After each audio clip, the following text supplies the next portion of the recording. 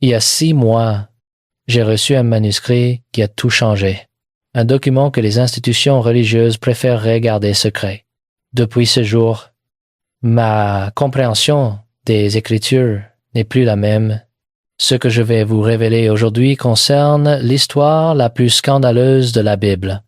Un récit que l'on nous a appris à ignorer, à minimiser, mais qui contient en réalité la clé pour comprendre comment Dieu transforme l'échec en promesse.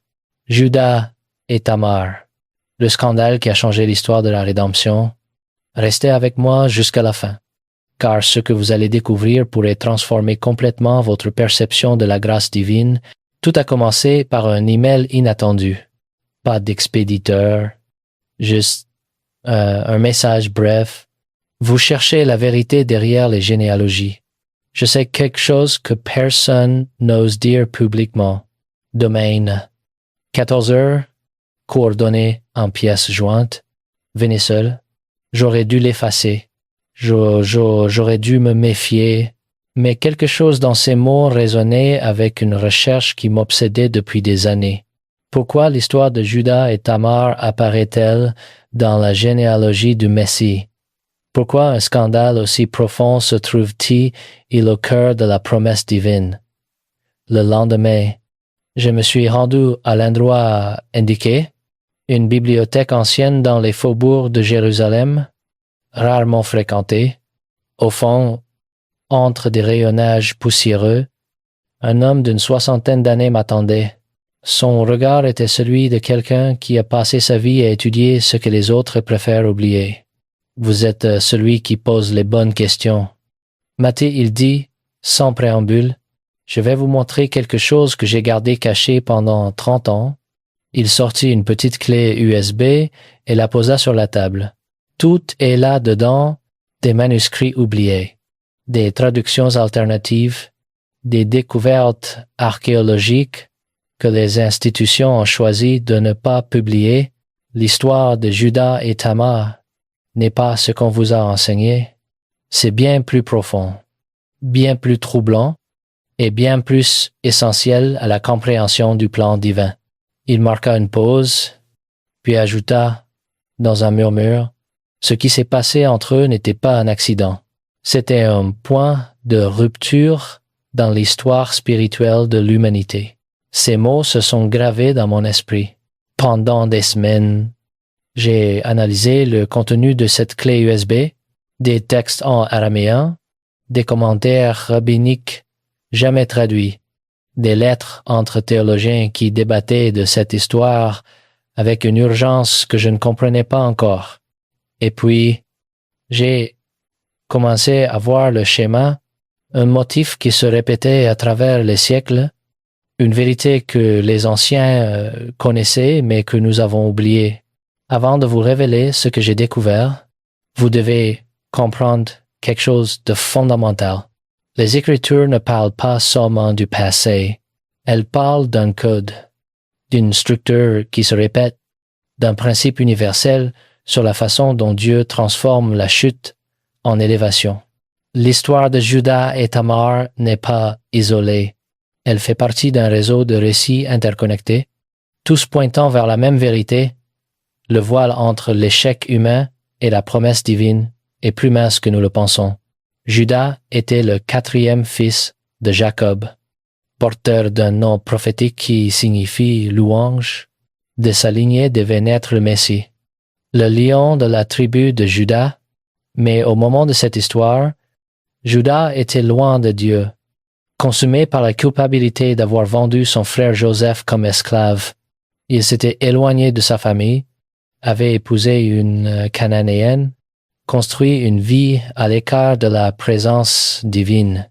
Les conséquences de cette distance allaient bientôt se manifester. Ses 2 premiers fils meurent. La Bible est directe, presque brutale. Il était mauvais aux yeux du Seigneur, et le Seigneur le fit mourir. 2 morts en succession, 2 jugements divins, et Judas, au lieu de discerner la main de Dieu, rejette la faute sur Tamar, la veuve de ses fils. Il l'aperçoit comme une malédiction, une menace Alors il lui fait une promesse qu'il n'a aucune intention d'honorer. Retourne chez ton père. Quand Séla sera devenu homme, je te le donnerai. C'était un mensonge. Juda abandonne Tamar à son sort, brise sa parole, méprise la justice. Et ce péché n'était pas seulement moral, il était spirituel. Il s'éloignait de Dieu sans imaginer que Dieu était sur le point d'agir d'une manière qu'il n'aurait jamais anticipée. Mais qui était Tamar, son nom signifie palmier, symbole de résilience, de vie qui fleurit même dans le désert. Pourtant, sa vie ne fleurissait pas, elle était prisonnière d'un cycle de douleur, de rejet et d'injustice. Une étrangère, probablement cananéenne, qui était entrée dans cette famille avec des rêves, des attentes, peut être l'espoir d'appartenir, de générer des fils, de construire un avenir, mais son mari meurt. Le deuxième l'utilise et la rejette, puis meurt aussi. Maintenant, Tamar n'est pas seulement veuve, elle est 2 fois veuve, sans descendance, dans une culture où l'identité d'une femme était liée à la continuité du nom familial. Tamar semblait avoir tout perdu. Juda lui promet cela. Attends, lui dit-il. Elle obéit. Retourne chez son père, porte le deuil, porte la honte, et attend une promesse qui ne viendra jamais. Les jours deviennent des mois, les mois deviennent des années. Cela grandit, et Juda ne tient pas sa parole. Tamar réalise alors la vérité, elle a été abandonnée, oubliée, jetée. La justice de Dieu aurait dû la protéger, mais les hommes ont échoué. Juda a échoué, et elle est seule, sans droit, sans avenir, sans espoir. Mais voici ce que vous devez comprendre. Ce qui s'est passé ensuite n'était pas un simple acte de désespoir, c'était quelque chose de plus profond. Quelque chose que j'ai commencé à comprendre seulement après avoir visité les lieux où cette histoire s'est déroulée. 3 mois après ma rencontre avec le mystérieux théologien, je me suis rendu en Israël, pas en touriste, mais en chercheur. J'avais les coordonnées exactes des sites mentionnés dans le manuscrit, Énaïm, l'endroit où Tamar s'est assise voilée au bord du chemin, Timna, où Juda se rendait pour tondre ses moutons. Ces lieux ne sont pas aléatoires. Ils se trouvent sur d'anciennes lignes d'énergie, les mêmes que les anciens considéraient comme sacrées. Avec une petite équipe de chercheurs bibliques et d'archéologues, nous avons installé des équipements de mesure. Ce que nous avons découvert m'a glacé le sang. À Énaïm, nous avons enregistré des anomalies magnétiques précises, des pulsations régulières comme des battements de cœur. Les instruments détectaient des fluctuations qui n'avaient aucune explication naturelle. Tout se passait comme si ces endroits conservaient une empreinte, une mémoire de ce qui s'était produit. Un géologue de notre groupe a remarqué quelque chose de fascinant. Les sites mentionnés dans l'histoire de Juda et Tamar s'alignent parfaitement avec des failles tectoniques et des anomalies gravitationnelles mineures. Les anciens construisaient et se rassemblaient là où la frontière entre les dimensions était la plus mince. Mati l'expliquait, ce n'était pas un hasard. Il savait quelque chose que nous avons oublié. Au cours d'une nuit de méditation sur le site présumé d'Énaïm, quelque chose d'extraordinaire s'est produit. Plusieurs membres de l'équipe, de cultures et de langues différentes, ont simultanément perçu la même vision. Une femme voilée assise au bord d'un chemin, mais ce n'était pas une image du passé. C'était quelque chose de vivant, de présent, comme si l'événement continuait d'exister dans une dimension parallèle. Attendant d'être compris, j'ai enregistré les témoignages. Une archéologue m'a dit en larmes, j'ai senti sa solitude, son désespoir, mais aussi sa détermination inébranlable. Ce n'était pas de la vengeance, c'était une revendication de justice cosmique. Un autre chercheur, spécialiste en textes anciens, a murmuré, elle savait, d'une manière ou d'une autre. Elle savait qu'elle faisait partie de quelque chose de plus grand. Ces expériences ont confirmé ce que le manuscrit suggérait. L'histoire de Judas et Tamar n'est pas simplement un récit moral sur l'échec et la rédemption. C'est un point nodal dans l'évolution spirituelle de l'humanité, un moment où le voile entre l'humain et le divin s'est aminci au point de permettre quelque chose d'impossible. Retournons à ce moment crucial. Tamar entend que Judas monte à Timna pour tondre ses moutons. Elle sait que c'est peu être sa seule chance. Elle retire ses vêtements de veuve, se couvre le visage d'un voile et se place à l'entrée d'Énaïm. Sur le chemin de Timna, elle sait ce qu'elle fait. Elle sait comment elle sera perçue, mais elle sait aussi que Judas a brisé sa promesse et qu'elle doit revendiquer le droit qui lui a été refusé. Ce que Tamar ne savait pas, c'est que de cette rencontre naîtrait quelque chose de plus grand que la justice personnelle. Naîtrait une lignée, naîtrait une promesse. S'ouvrirait le chemin qui pointerait vers le Messie. Quand les hommes échouent, Dieu n'échoue pas. Et ce qui était sur le point de se produire faisait partie d'un plan que ni Judas ni Tamar ne pouvaient imaginer. Judas est en route, blessé par la perte de sa femme, vulnérable, distrait. Il voit au bord de la route une femme voilée. Il pense qu'il s'agit d'une prostituée cultuelle, pratique courante dans cette région et à cette époque.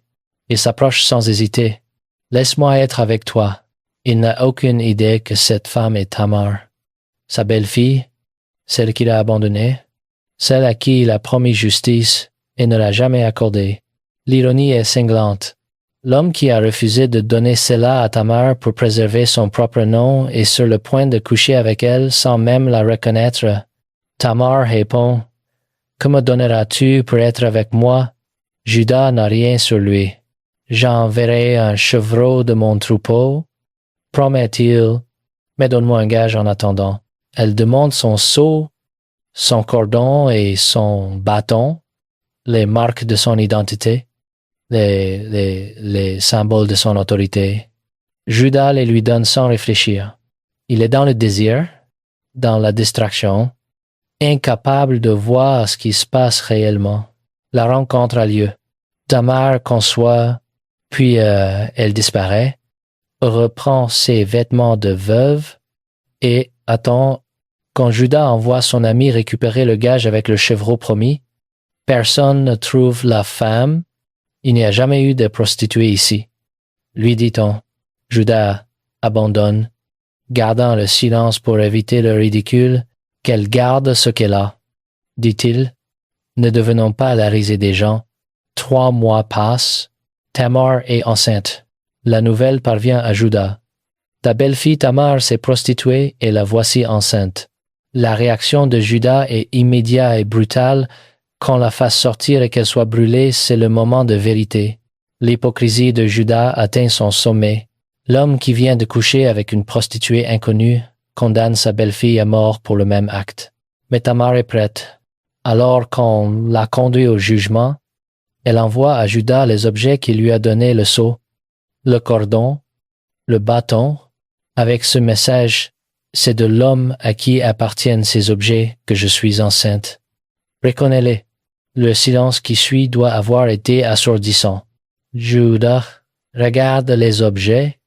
Il comprend immédiatement. C'est lui. La femme voilée était Tamar. Le piège s'est refermé. Non par malveillance, mais par justice. Et dans ce moment, quelque chose d'extraordinaire se produit. Judas aurait pu mentir, nier, détruire les preuves, mais il fait quelque chose que peu d'hommes de son époque auraient fait. Il reconnaît publiquement: elle est plus juste que moi, car je ne lui ai pas donné cela. Mon fils, ces mots ont résonné à travers les siècles.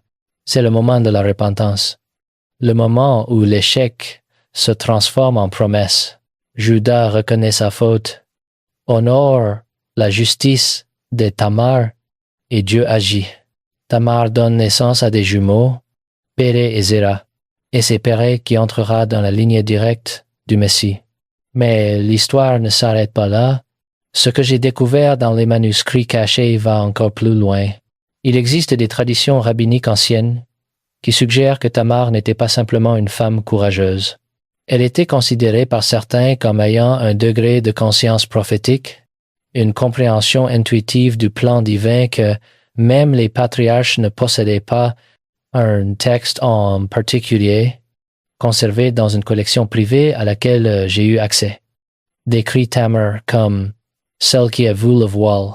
Cette expression énigmatique revient plusieurs fois dans différents manuscrits. Que signifie-t-elle? Selon l'interprétation que j'ai reçue de plusieurs érudits qui préfèrent rester anonymes, Tamar aurait eu une perception directe de son rôle dans le plan de rédemption. Elle savait, d'une manière qui transcende la logique, que ses actions, aussi scandaleuses qu'elles paraissaient, étaient alignées avec une volonté supérieure. Cela explique son courage. Cela explique sa précision. Elle ne s'est pas contentée d'agir par désespoir. Elle a agi avec une certitude intérieure que peu de personnages bibliques ont démontrée. Les anciens rabbins débattaient était-ce de la foi ou était-ce de la connaissance. La conclusion qui émerge des textes est troublante. C'était les deux. Tamar vivait dans un état de conscience élargie, là où la frontière entre croire et savoir devient floue. Au cours de mes recherches, j'ai rencontré une théologienne juive à Safed qui m'a confié quelque chose de fascinant. Dans notre tradition mystique, elle m'a-t-elle dit « Il y a toujours eu l'idée que certaines âmes incarnent des missions précises. Tamar était l'une d'elles. Elle n'est pas venue par hasard dans la famille de Juda.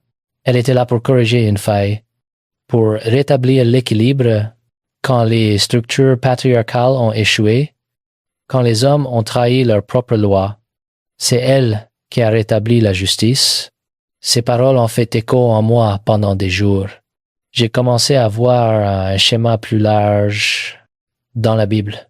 Chaque fois qu'un point crucial de l'histoire du salut est atteint et il y a une femme qui agit de manière inattendue, souvent scandaleuse aux yeux de son époque, Tamar, Rahab, Ruth, Bethsabée et enfin Marie, toutes figurent dans la généalogie de Jésus.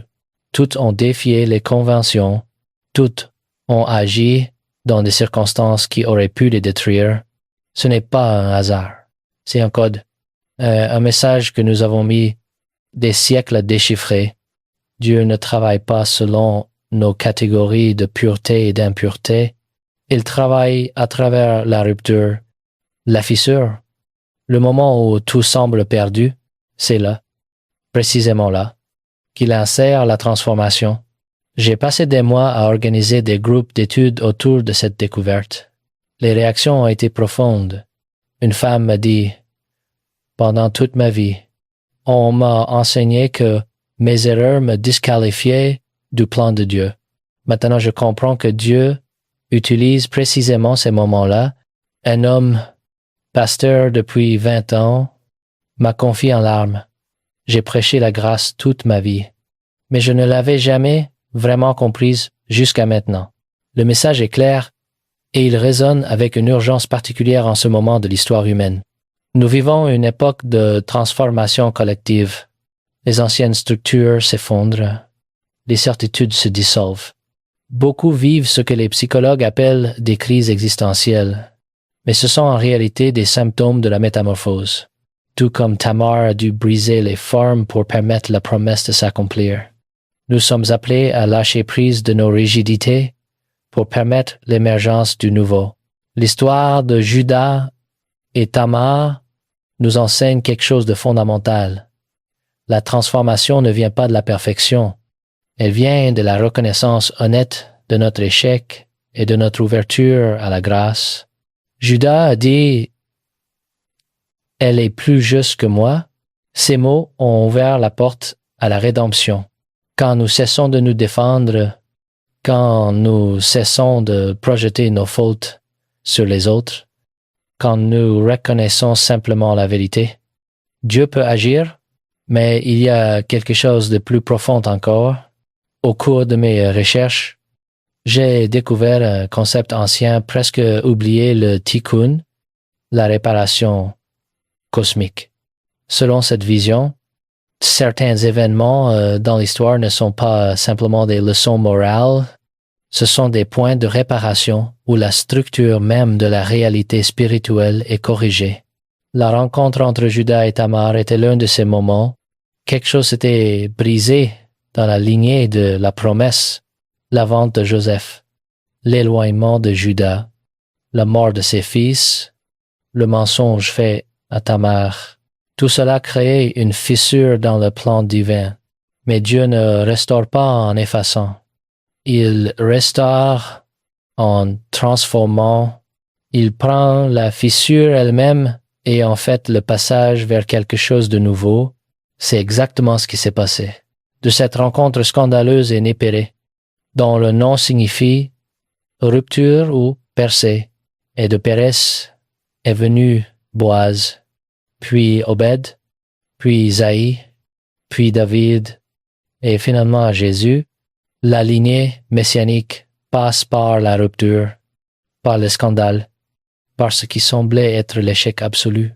Un neuroscientifique que j'ai rencontré lors d'une conférence m'a proposé une interprétation fascinante. Le cerveau humain, m'a-t-il dit, se développe à travers ce qu'on appelle la neuroplasticité. C'est souvent à travers les ruptures, les traumatismes, les crises, que de nouvelles connexions se forment. L'échec n'est pas l'opposé de la croissance. C'est souvent son catalyseur.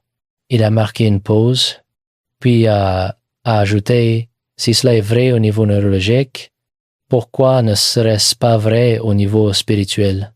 Cette question m'a hanté. Elle m'a amené à comprendre quelque chose de crucial. L'histoire de Judas et Tamar n'est pas une exception dans le plan de Dieu. C'est le principe même de son action.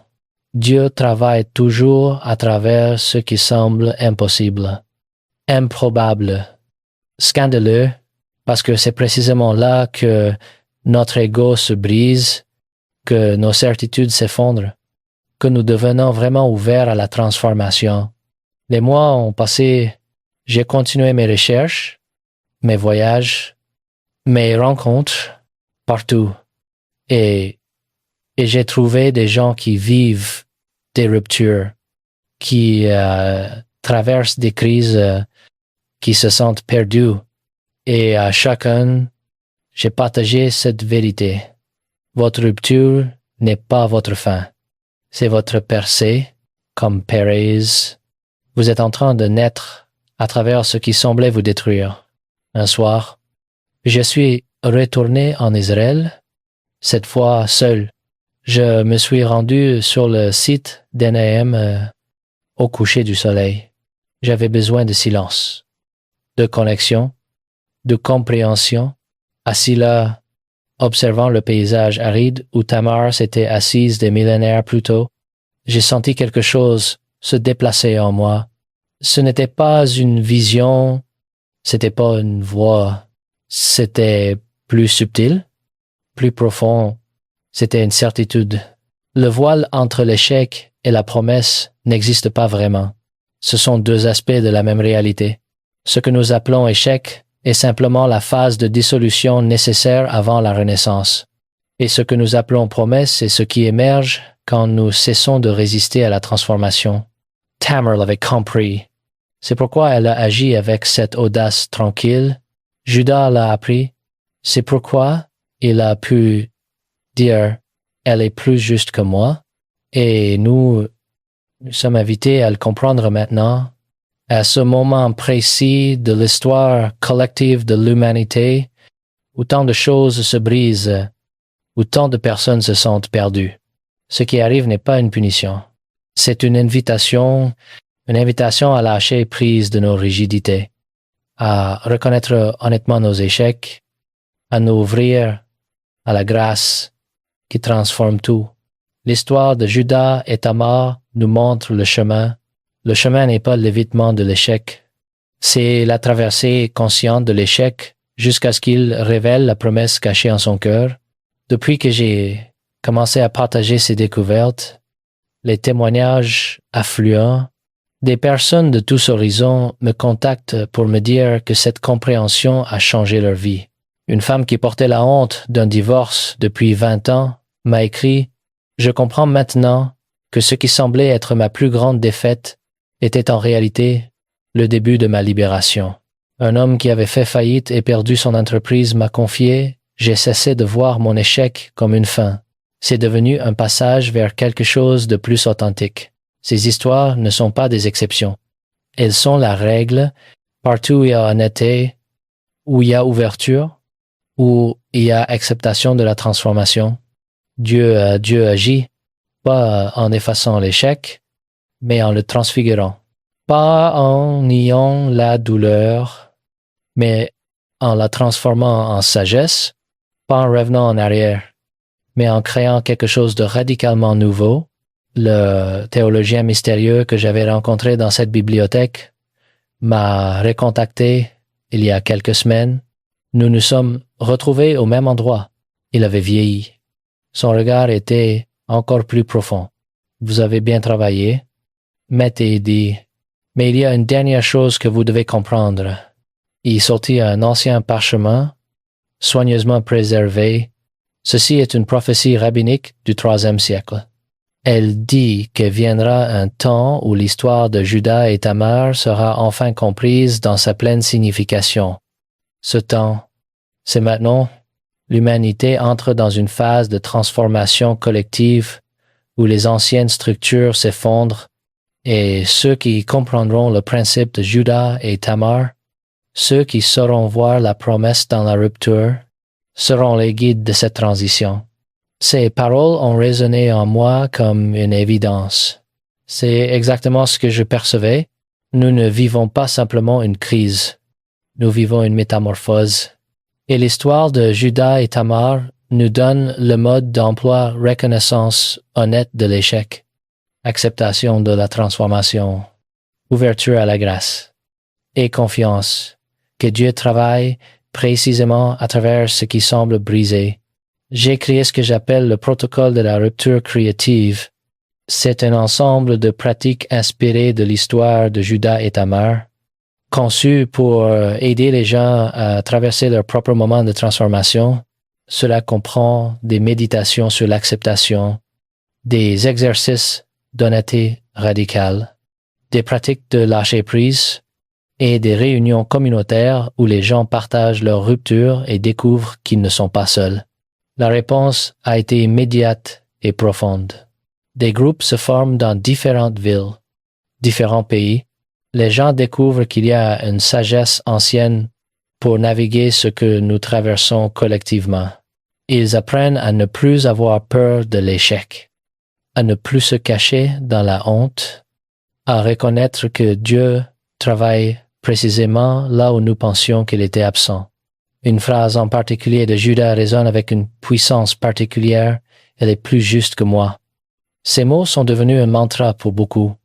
Ils représentent le moment où l'ego cède, où la défense s'effondre, où la vérité peut enfin émerger, et c'est précisément à ce moment-là que la transformation devient possible. Je pense souvent à Tamar assise au bord du chemin, voilée, attendant.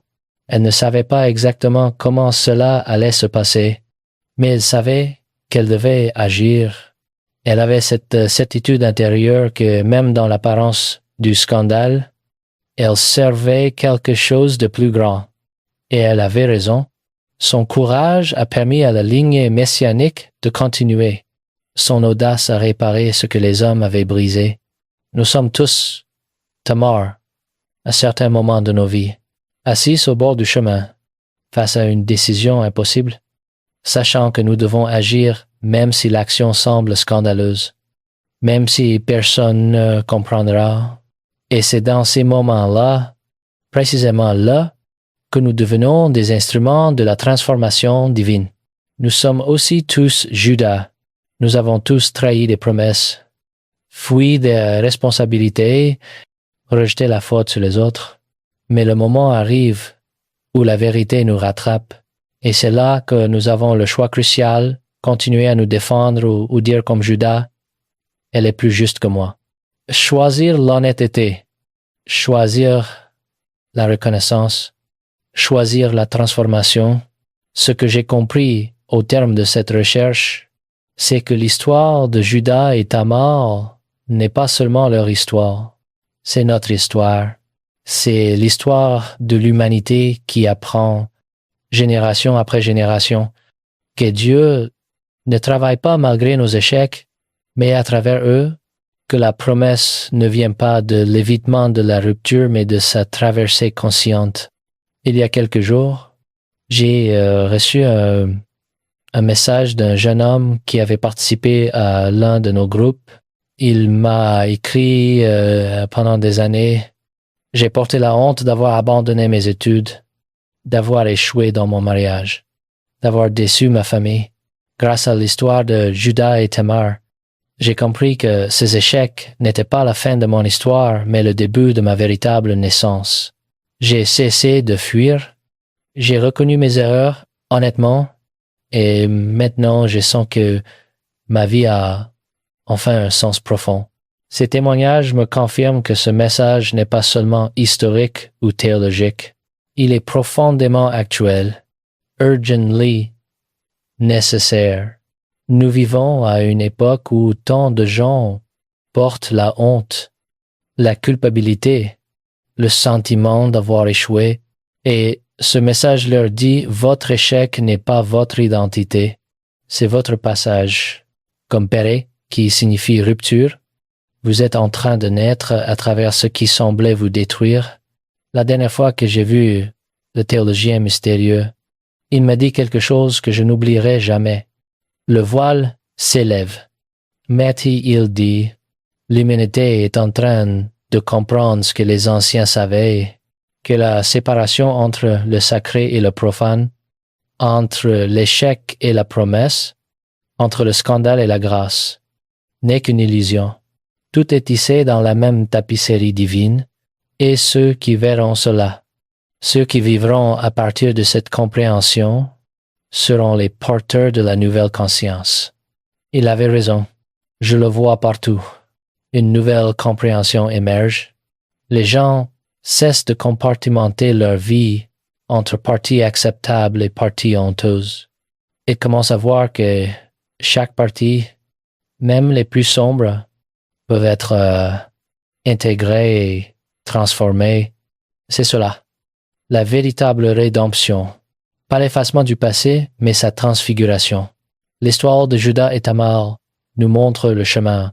Elle nous dit, n'ayez pas peur de vos ruptures, n'ayez pas peur de vos échecs, n'ayez pas peur du scandale de votre propre humanité imparfaite, car c'est précisément là, dans ce qui vous semble le plus impossible à accepter, que Dieu travaille le plus profondément, comme Tamar qui a vu le voile.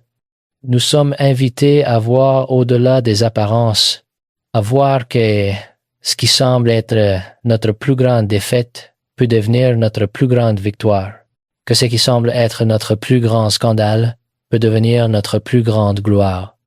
Pas parce que le scandale devient acceptable, mais parce qu'il devient le terreau de la transformation. Judas a déclaré « Elle est plus juste que moi ». Ces mots ont changé l'histoire. Ils ont ouvert la porte à la lignée messianique. Ils ont permis à Dieu d'accomplir sa promesse d'une manière que personne n'aurait pu imaginer. Et ces mots sont disponibles pour chacun de nous. Quand nous cessons de nous justifier, quand nous reconnaissons honnêtement notre part d'ombre, quand nous disons la vérité sans défense, nous ouvrons l'espace pour que la grâce opère. Ces messages, je le partage avec urgence parce que nous en avons besoin maintenant. L'humanité traverse une phase de dissolution collective. Les anciennes certitudes s'effondrent. Les structures qui nous rassuraient se fissurent. Beaucoup vivent cela comme une crise, comme une menace, mais c'est en réalité une opportunité. L'opportunité de lâcher prise de ce qui ne nous sert plus, de reconnaître honnêtement nos échecs collectifs et individuels et de nous ouvrir à une transformation radicale. Le protocole est simple mais profond. Premier pas, reconnaissance honnête, comme Judas. Regarder en face ce que nous avons fait, ce que nous avons négligé, ce que nous avons fui, pas pour nous condamner, mais pour voir clairement. Deuxième pas, acceptation de la rupture, comprendre que la dissolution fait partie du processus, que la chenille doit se dissoudre pour que le papillon émerge. Troisième pas, ouverture à la grâce, cesser de contrôler, de planifier, de résister et faire confiance que quelque chose de nouveau veut naître. J'ai formé ce que j'appelle les gardiens de la rupture créative. Ce sont des personnes qui ont traversé leur propre transformation et qui peuvent maintenant accompagner les autres. Ils ne donnent pas de réponse. Ils ne prêchent pas de doctrine. Ils incarnent simplement la vérité que l'échec peut devenir promesse. Leur présence suffit. Dans les moments de dissolution, avoir quelqu'un qui a traversé et qui témoigne que de l'autre côté il y a la vie, cela change tout. Ce qui me frappe le plus dans l'histoire de Judas et Tamar, c'est que Matthieu l'a incluse dans la généalogie de Jésus, il aurait pu l'omettre, éviter le scandale, présenter une lignée propre, mais il ne l'a pas fait. Il a nommé Tamar, il a nommé le scandale, parce que le message de l'Évangile n'est pas que Dieu sauve les parfaits, c'est Dieu transforme les brisés.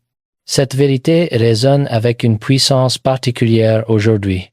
Nous vivons dans une culture obsédée par l'image, par la perfection apparente, par le succès visible. Les réseaux sociaux amplifient cette pression. Tout le monde semble réussir sauf nous. Tout le monde semble avoir trouvé sauf nous. Mais c'est un mensonge. Derrière chaque image parfaite, il y a des ruptures, des échecs, des zones d'ombre. L'histoire de Judas et Tamar nous libère de cette pression et nous dit, vous n'avez pas besoin d'être parfait pour être utilisé par Dieu. Vous n'avez pas besoin de cacher vos échecs pour être digne de la promesse. Au contraire, c'est en reconnaissant honnêtement vos ruptures que vous devenez vraiment disponible pour la transformation. Je pense à tous ceux qui liront ces mots. Certains portent la honte d'un mariage brisé, d'autres la culpabilité d'avoir trahi quelqu'un, d'autres encore le poids d'avoir échoué dans leur carrière, dans leur parentalité, dans leurs rêves. À vous tous, je dis votre histoire n'est pas terminée comme Judas et Tamar. Vous êtes dans le moment de la rupture qui précède la percée. Le voile s'élève, l'humanité apprend à voir différemment, à voir que la rédemption n'est pas l'effacement de nos erreurs, mais leur transformation, à voir que Dieu n'a pas besoin de notre perfection, mais de notre honnêteté, à voir que la promesse émerge précisément là où nous pensions qu'il n'y avait que ruine. Ce message n'est pas une consolation facile. C'est un appel à la transformation profonde, un appel à traverser consciemment nos ruptures au lieu de les fuir, un appel à dire la vérité au lieu de nous défendre, un appel à faire confiance que même dans ce qui semble être la fin, Dieu prépare un nouveau commencement. L'histoire de Judas et Tamar est scandaleuse parce que la grâce est scandaleuse.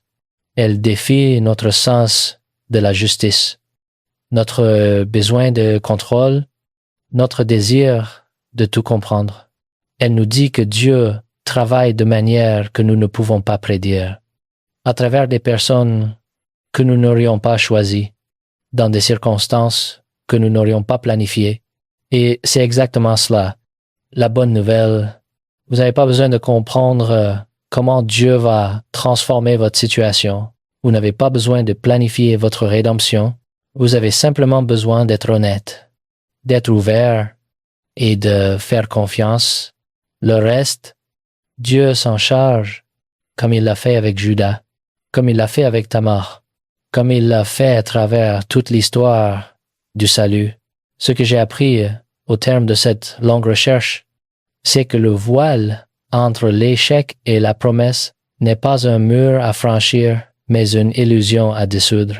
Quand nous cessons de séparer notre vie en parties acceptables et parties honteuses, quand nous cessons de fuir nos ombres, quand nous acceptons notre humanité totale avec toutes ses imperfections, alors nous devenons vraiment disponibles pour la grâce. L'histoire de Judas et Tamar n'est pas terminée.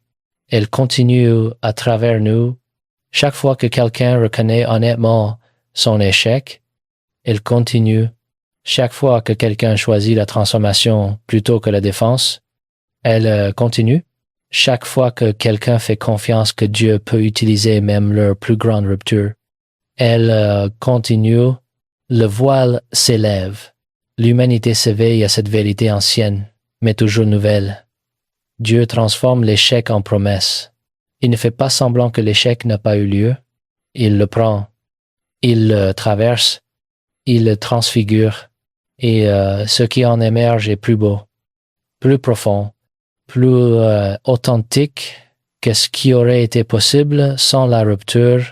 C'est cela, le message de Judas et Tamar. C'est cela, le scandale qui a changé l'histoire de la rédemption. Et c'est cela, l'invitation qui vous est faite aujourd'hui. Cessez de fuir vos ruptures. Cessez de cacher vos échecs. Reconnaissez-les, honnêtement. Acceptez la transformation qu'ils invitent et faites confiance que Dieu travaille précisément là où vous pensiez qu'il était absent. Le voyage vient de commencer. Chaque rupture est une opportunité.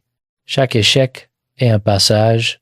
Chaque moment où vous dites « je ne sais plus » est un moment où Dieu peut dire « maintenant je peux agir ».